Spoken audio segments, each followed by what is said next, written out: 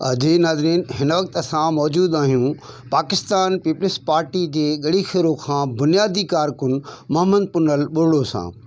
संदसि चवणु आहे त मूं पीपल्स पार्टी जे लाइ तमामु घणियूं कुर्बानियूं ॾिनियूं आहिनि ऐं हुनजो इहो बि चवणु आहे त मां जतायां कोन थो, न ई मां जेको आहे को कंहिं ते थोरो थो कयां। मूं फ़र्ज़ु सम्झी पंहिंजी पार्टीअ सां मुकमिल वफ़ादारीअ सां निभायो, पर अफ़सोस हिन वक़्तु मां बीमारीअ जे बिस्तरे ते पियो आहियां। मुंहिंजी औलाद तमामु ॾुखी ज़िंदगी गुज़ारे रही आहे, पर वक़्त जा हकीम जॾहिं त हुकूमत बि पीपल्स पार्टी जी आहे, मुंहिंजी का बि मदद न करे रही आहे। अचो त संदसि दर्द कथा संदसि ज़िबानी ॿुधूं था। मां पीपल्स पार्टी जो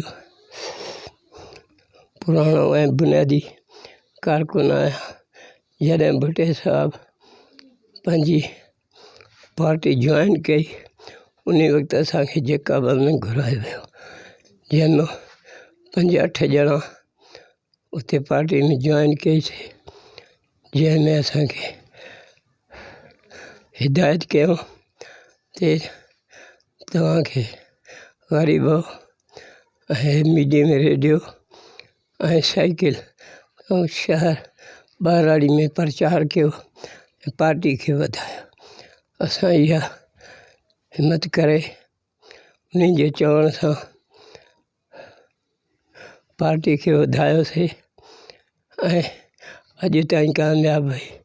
वज़ीर आज़म भुट्टो साहब खे आख़िरी न जंहिं पंहिंजी पार्टी आंदी ऐं जाबरनि खां जान छॾाई।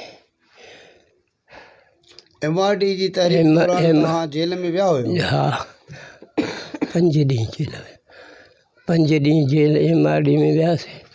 उन खां बाद में जंहिं बि जाइ ते, जंहिं बि कन्वेंशन में, सखर कन्वेंशन में, नश्तर पार्क कराची में ऐं हेॾे कोयटा बि जिथे असांखे गाॾी में चाढ़े पोइ तो लठा हयूं, शीशा भॻूं, असांखे मार कुट कयूं। तंहिं हूंदे भुट्टे साहब जी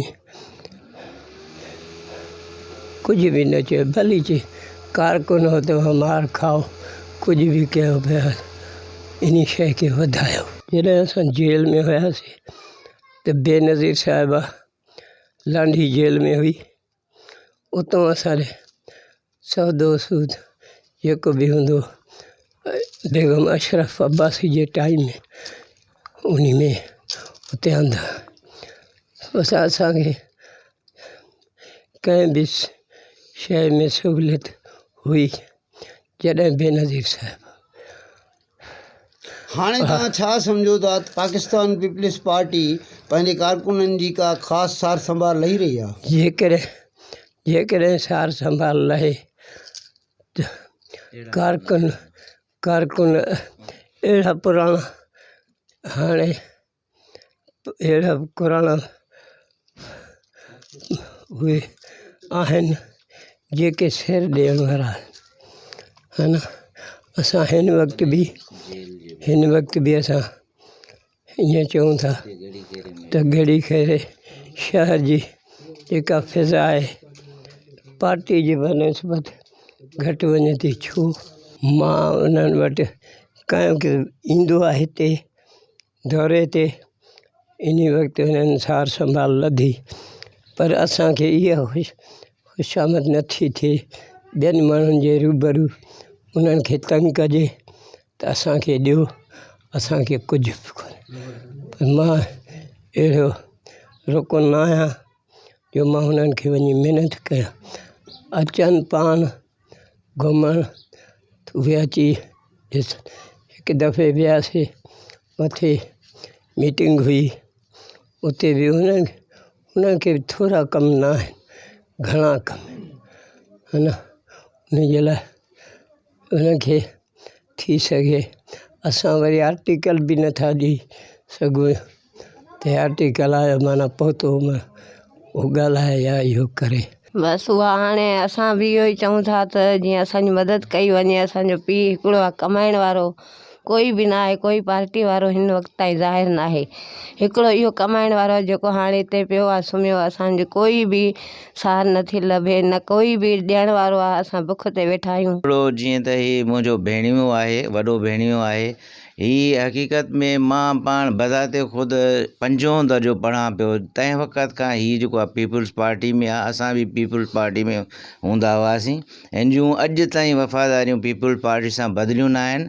मां हिन वक़्तु जेको आहे हिन जी पंहिंजे आहार जेतिरी बि मदद करे सघियो आहियां करियां थो, कंदो रहंदुसि। छो त मुंहिंजो पंहिंजो जेको आहे पंहिंजो घर जो भाती ऐं जिगर आहे। कल्ह टियों मां अमीर एजाज़ ख़ान सां बि ॻाल्हायो, जंहिं इहा हथु ॾिनी त बाबा मां 2 तारीख़ जेको आहे जैकाबाद ईंदुमि ऐं तव्हां हुते हिन खणी अचो, इन जी कंडीशन ॾिसी करे असां हिन खे जेको आहे ट्रीटमेंट कराईंदासीं। निहायत मां हुनजो थोराइतो आहियां। जी नाज़रीन, हीअ आहे असांजे ॻड़ीखेरे जो जियालो, जंहिं पंहिंजी जवानी, पंहिंजी ॿुढाइप ऐं पंहिंजो नंढपिण पीपल्स पार्टी खे ॾिनो।